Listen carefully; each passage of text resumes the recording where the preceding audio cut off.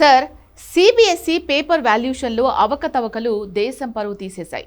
చివరికి 17 ఏళ్ల విద్యార్థి బండారాన్ని బయటపెట్టాల్సి వచ్చింది. సిబిఎస్ఈ మాత్రమే కాదు, ఇప్పటికీ 90 ప్రవేశ పరీక్షల్లో అవకతవకలు జరిగాయి. ఎక్కడ లోపం ఉంది అంటారు? దీనిపై ఢిల్లీలో మొట్టమొదటిసారిగా కాక్రోచ్ పార్టీ ప్రెస్ మీట్ పెట్టింది. దీన్ని ఎలా చూడాలంటారు? ఈ నెల 6వ తేదీన జంతర్ మంతర్లో cockroach Janata party NEET, CBSE, common university entrance టెస్ట్లలో జరిగిన అవకతవకలు, పేపర్ లీక్ల పైన నిరసన కార్యక్రమాన్ని చేపట్టింది. వాస్తవంగా కేవలము ఈ పేపర్ లీక్ల నిరసనే కాకుండా వీటికి జవాబుదారి ఎవరు అనొక ప్రశ్న కాక్రోచ్ల ఉద్యమం వేసింది. కేంద్ర విద్యాశాఖ మంత్రి ధర్మేంద్ర ప్రధాన్ రాజీనామా చేయాలి అన్నది డిమాండ్. దీనికి లడక్ ఉద్యమకారుడు సోనం వాంగ్చుక్ కూడా మద్దతు ప్రకటించారు. సో ఈ మూమెంట్ మొదటిసారిగా నరేంద్ర మోడీ ప్రభుత్వానికి ఒక సవాల్ వేసింది.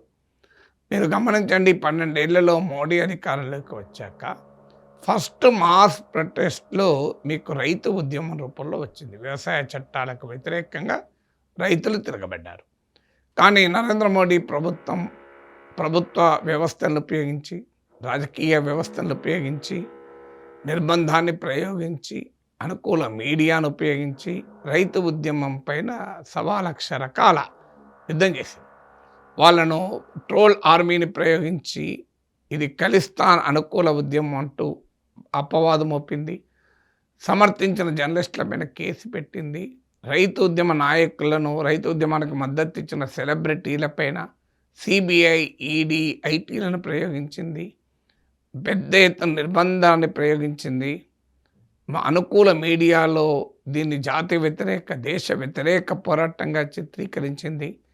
పార్టీ కార్యకర్తలను ఇంటింటికి పంపించి వ్యవసాయ చట్టాలు ఎలా ఉపయోగమో కన్విన్స్ చేసే ప్రయత్నం చేసింది. ఇవన్నీ చేసినా కూడా రైతులు వెనక్కు తిరగలేదు. దాంతో అనివార్యంగా నరేంద్ర మోడీ ముందుకొచ్చి క్షమాపణ చెప్పి వ్యవసాయ చట్టాలను ఉపసంహరించుకున్నారు.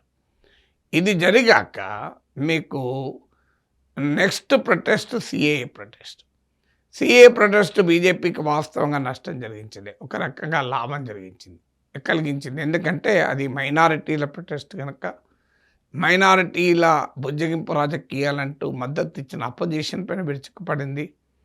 దేశంలోకి చొరబడుతున్నటువంటి అక్రమ వలసదారులను ప్రోత్సహిస్తోంది విపక్షమని, ఇది దేశ భద్రతకే ప్రమాదమని నేషనలిస్ట్ నరేటివ్ బిల్డ్ చేసింది.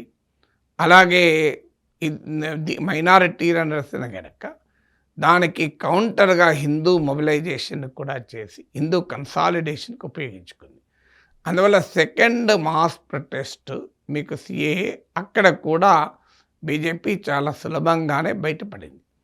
కానీ ఇప్పుడు వచ్చినటువంటి ఈ నీట్, ఈ సిబిఎస్ఈ, ఈ పరీక్షల వ్యవహారం ఏమవుతుంది అంటే, ఇది ఇప్పటిదాకా 2014 నుంచి మోడీకి బలంగా ఒక మద్దతుగా ఉన్న జెన్ జీ అండ్ యంగ్ ఓటర్ల పైన ఇది ప్రభావం చూపుతున్న అంశం. ఇప్పుడు కాక్రోచ్ జనతా పార్టీ అభిజిత్ దీప్కే అనే అమెరికాలో చదివే భారతీయ విద్యార్థి, అంతకుముందు ఆప్లో వాలంటీర్గా కూడా పనిచేశాడు. సో అతను స్టార్ట్ చేసిన మూమెంట్కు బీజేపీని మించి ఇన్స్టాగ్రామ్లో ట్రాక్షన్ వచ్చింది. సో ఈ ట్రాక్షన్ ఉపయోగించుకొని వారు ఇప్పుడు ఈ ఎగ్జామినేషన్ పేపర్ లీక్ల పైన పొలిటికల్ అకౌంటబిలిటీ డిమాండ్ చేస్తూ ఏకంగా రంగంలోకి దిగారు. సో ఇది ఇప్పుడు ఈ ఉద్యమం పైన నిర్బంధాన్ని ప్రయోగిస్తే యూత్, యంగ్ ఓటర్సు, స్టూడెంట్స్ పైన మోడీ పట్ల తీవ్ర వ్యతిరేకత వ్యక్తమవుతుంది. దాంతోపాటు ఇది ఎమోషనల్ ఇష్యూ, తల్లిదండ్రులకు, వాళ్ళ కుటుంబాలకు emotional issue. Educated middle class ప్రధానంగా ఉంటారు. ఈ ఎడ్యుకేటెడ్ మిడిల్ క్లాస్ 2014 నుంచి బీజేపీకి స్ట్రాంగ్ ఓటర్ బేస్. ఇప్పుడు రైతు ఉద్యమం అంటే ఒక వర్గానికి సంబంధించిన రైతులు, సిఏ అయితే ఒక సెక్షన్కి సంబంధించిన మైనారిటీలు. కానీ ఈ పరీక్షల లీక్ అనేది నరేంద్ర మోడీ అడ్మినిస్ట్రేటివ్ గవర్నెన్స్ ఫెయిల్యూర్కి ఒక నిదర్శనంగా ఉంది. పొలిటికల్ అకౌంటబిలిటీ లేకపోవడానికి ఒక ఉదాహరణగా ఉంది. సమర్థించుకోవటానికి ప్రభుత్వం దగ్గర ఏ ఆయుధము లేదు, రైతు ఉద్యమం సమయంలో ఎలాగైతే బీజేపీ కార్యకర్తలను ఇంటింటికి పంపించి కన్విన్స్ చేసే ప్రయత్నం చేశారు. ఇప్పుడు ఆ ధైర్యం బీజేపీ చేయదు. ఎందుకంటే ఎక్కడైనా ఇంటింటికి పోతే పార్టీ కార్యకర్తలను ప్రజలే నిలదీస్తారు కూడా, పిల్లలే నిలదీస్తారు కూడా. దాంతోపాటు ఇది అన్ని వర్గాలు, అన్ని కులాలు, అన్ని మతాలు, అన్ని రాష్ట్రాలు, అన్ని భాషలు మాట్లాడేటువంటి బిడ్డల వాళ్ళ తల్లిదండ్రుల సమస్య. అందుకే దీనికి వ్యతిరేకంగా పొలిటికల్ నరేటివ్ నడపలేం, యాంటీ నేషనల్ అంటూ మాట్లాడలేం. అందుకే సోనం వాంగ్చుక్ లాంటి వాళ్ళు ముందుగానే చెప్పారు, నేను వీళ్ళతో మాట్లాడాను, నాకు వాళ్ళ దేశభక్తియుత పోరాటం అని నమ్మాను, వాళ్ళేం యాంటీ నేషనల్ కాదు అని కూడా చెప్పారు.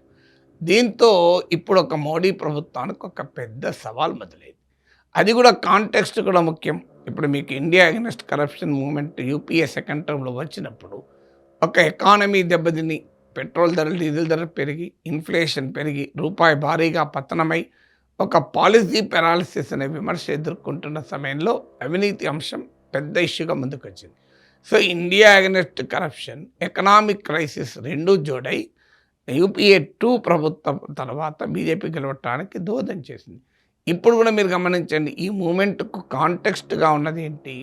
మీరు దేశంలో కాస్ట్ ఆఫ్ లివింగ్ పెరుగుతోంది, మీకు రూపాయి ఘోరంగా పతనం అవుతుంది, లే ఆఫ్లు, రిట్రెంచ్మెంట్లు పెరుగుతున్నది, క్యాంపస్ హైరింగ్ తగ్గిపోయింది, ఏఐ ప్రభావంతో ఉద్యోగాలు పోతున్నాయి, మీకు యూత్ తీవ్రమైనటువంటి అన్రెస్ట్ ఎదుర్కొంటోంది, మిడిల్ క్లాస్ సేవింగ్స్ దెబ్బతింటున్నాయి, మిడిల్ క్లాస్ పైన ఇన్ఫ్లేషన్ భారాలు పెరుగుతున్నాయి, ఎకానమీ క్రైసిస్ ఎదుర్కొంటోంది, గోల్డ్ కొనొద్దని మోడీ చేసిన అపీల్ అనేక మందిలో అనుమానం కలిగించింది.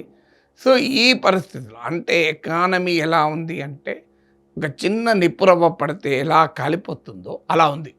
అలా నిప్పురవ్వగా ఈ కాక్రోచ్ల ఉద్యమం, పేపర్ లీక్ల పైన, ఎగ్జామినేషన్ పైన కాక్రోచ్ ఉద్యమంలో పనిచేస్తే నరేంద్ర మోడీ అతిపెద్ద రాజకీయ సవాళ్ళు ఎదుర్కోవాల్సి ఉంటుంది.